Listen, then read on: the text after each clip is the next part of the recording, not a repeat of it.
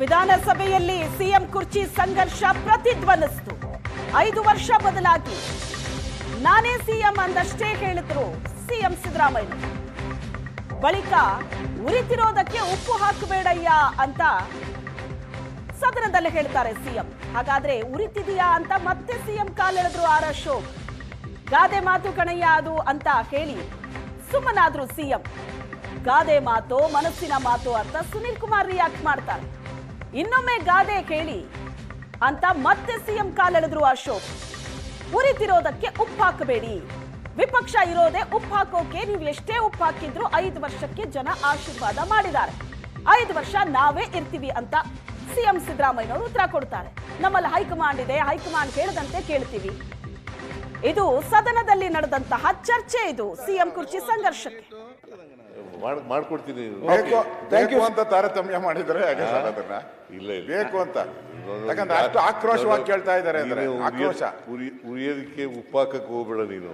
ಉರಿತಾ ಇತ್ತು ಹಂಗಾರೆ ಏನು ಉರಿತಾ ಇದೆ ಗ್ಯಾರಂಟಿ ನೀವೇ ಉರಿತಾ ಇದೆ ಅಂತ ಗಾದೆ ಅಲ್ಲ ಉರಿತಾ ಇದೆ. ಅವ್ರ ಪೂಜೆಗಳು ಮಾಡ್ತಾವ್ರ ಸರ್. ಅವರು ಪೂಜೆ ಪುನಸ್ಕಾರ ಅಧ್ಯಕ್ಷ ಸಿಎಂ ಆಗ್ಬೇಕು ಅಂತ ಹೇಳಿ ಪೂಜೆ ಪುನಸ್ಕಾರ ಎಲ್ಲ ಪುನಸ್ಕಾರ ಮಾಡ್ತಿರೋದು ನನ್ನ ಅಲ್ಲ ಸಿಎಂ ಉರಿತಾ ಇರೋ ಇದಕ್ಕೆ ತುಪ್ಪ ಇದಾಕ್ಬೇಡ ಅಂತ. ಉರಿತಾ ಇದೆ ಅಂತ ಅರ್ಥ ಆಯ್ತಲ್ಲ ಜಗಳ. ಉರಿತಾ ಇಲ್ಲ ಗಾದೆ ಅದು.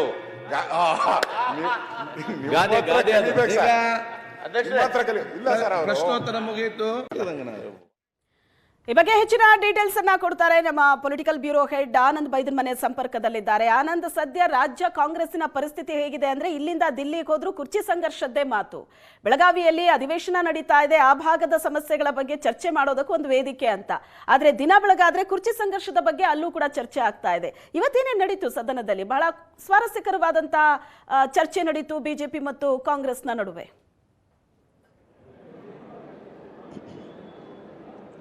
ಎಸ್, ನಿರೀಕ್ಷೆಯಂತೆ ಬೆಳಗಾವಿ ಅಧಿವೇಶನದಲ್ಲಿ ಸಿಎಂ ಪವರ್ ಶೇರಿಂಗ್ ಸಂಬಂಧಪಟ್ಟ ಹಾಗೆ ಸುದೀರ್ಘವಾದಂಥ ಚರ್ಚೆಗಳು ಇವತ್ತು ಕೂಡ ಆಯಿತು.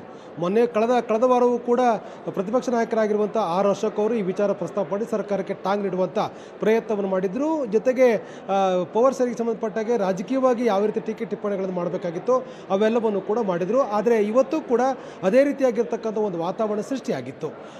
ಕುಣಿಗಲ್ ಶಾಸಕರಾಗಿರ್ತಕ್ಕಂಥ ರಂಗನಾಥ್ ಅವರು ಪ್ರಶ್ನೋತ್ತರ ಅವಧಿಯಲ್ಲಿ ಕೃಷಿ ಸಾಲಕ್ಕೆ ಸಂಬಂಧಪಟ್ಟ ಹಾಗೆ ಕೇಳಿದಂಥ ಪ್ರಶ್ನೆಯ ಸಂದರ್ಭದಲ್ಲಿ ಅತ್ಯಂತ ಆಕ್ರೋಶಭರಿತವಾಗಿ ಪ್ರಶ್ನೆಯನ್ನು ಕೇಳಿದ್ದಕ್ಕೆ ಮುಖ್ಯಮಂತ್ರಿ ಸಿದ್ದರಾಮಯ್ಯ ಒಂದು ರೀತಿ ಗಲಿಬಿಲಿ ಆಗ್ತಾರೆ.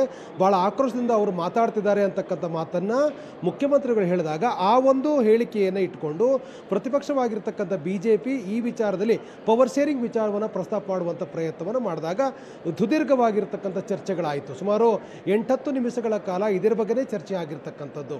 ಈ ಹಂತದಲ್ಲಿ ಮುಖ್ಯಮಂತ್ರಿ ಸಿದ್ದರಾಮಯ್ಯವರು ನಾನು 5 ವರ್ಷಗಳ ಕಾಲ ನಮಗೆ ಜನ ನಮಗೆ ಆಶೀರ್ವಾದ ಮಾಡಿದರೆ 5 ವರ್ಷ ಮುಖ್ಯಮಂತ್ರಿ ಆಗಿರ್ತೀನಿ ಅಂತಕ್ಕಂಥ ಮಾತನ್ನು ಹೇಳಿದರು.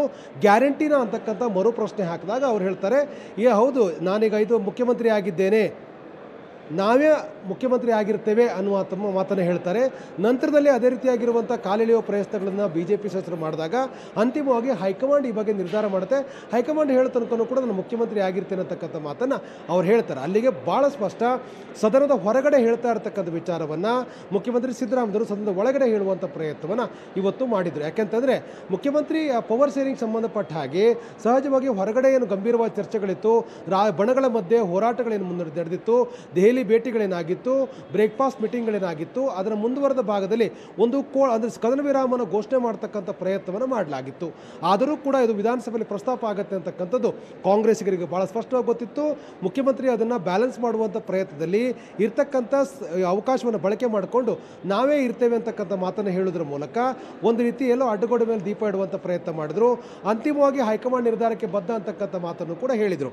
ಹೊರಗಡೆ ನಡೀತಾ ಇರುವಂಥ ರಾಜಕೀಯ ಚರ್ಚೆಯನ್ನು ಒಳಗಡೆ ಮಾಡುವಂಥ ಪ್ರಯತ್ನವನ್ನು ಪ್ರತಿಪಕ್ಷಗಳು ಸಮಯ ಸಿಕ್ಕಾಗ ಮಾಡಿದಂಥ ಹಿನ್ನೆಲೆಯಲ್ಲಿ ಅಂತಿಮವಾಗಿ ತಮಗಿರ್ತಕ್ಕಂಥ ಅಭಿಪ್ರಾಯವನ್ನು ವ್ಯಕ್ತಪಡಿಸಲಿಕ್ಕೆ ಈ ಒಂದು ವೇದಿಕೆಯನ್ನು ಮುಖ್ಯಮಂತ್ರಿ ಭಾಳ ಸ್ಪಷ್ಟವಾಗಿ ಬಳಕೆ ಮಾಡಿಕೊಂಡ್ರು.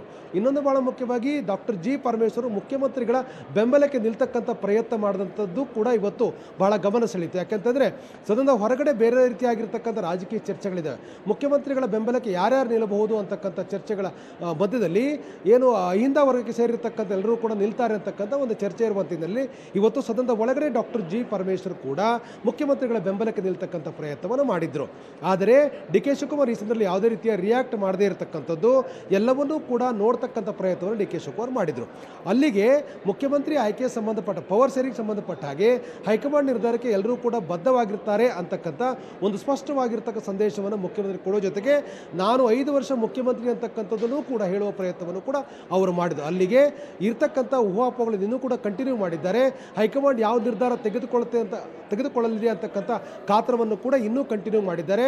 ಮತ್ತು ಸದನದ ಮೂಲಕ ಯಾರಿಗೆ ಯಾವ ಸಂದೇಶವನ್ನು ತಲುಪಿಸಬೇಕಾಗಿತ್ತೋ ಆ ಸಂದೇಶ ಕೊಡುವ ಪ್ರಯತ್ನವನ್ನು ಕೂಡ ಮುಖ್ಯಮಂತ್ರಿಗಳು ಮಾಡಿದ್ದಾರೆ. ಅಂತಿಮವಾಗಿ ಸದನದ ಹೊರಗಡೆ ನಡೆದಿರ್ತಕ್ಕಂಥ ವಿದ್ಯಮಾನ ಇವತ್ತು ಸದನದ ಒಳಗಡೆ ನಡೆದಿರ್ತಕ್ಕಂಥದ್ದು ಎಲ್ಲ ರೀತಿಯಾಗಿರ್ತಕ್ಕಂಥ ರಾಜಕೀಯವಾಗಿದ್ದ ಪ್ರಶ್ನೆಗಳಿಗೆ ಉತ್ತರ ಕೊಡುವಂಥ ಕೆಲಸವನ್ನು ಕೂಡ ಮುಖ್ಯಮಂತ್ರಿಗಳು ಮಾಡಿದ್ದಾರೆ. ಅದು ತಮ್ಮವರಿಗೆ ಮತ್ತು ಇತರರಿಗೆ ಅಂತಕ್ಕಂಥದ್ದು ಬಹಳ ಸ್ಪಷ್ಟ. ಎಸ್, ಥ್ಯಾಂಕ್ ಯು ಆನಂದ್ ನಿವೆಲ್ಲ ಡೀಟೇಲ್ಸ್ಗೆ.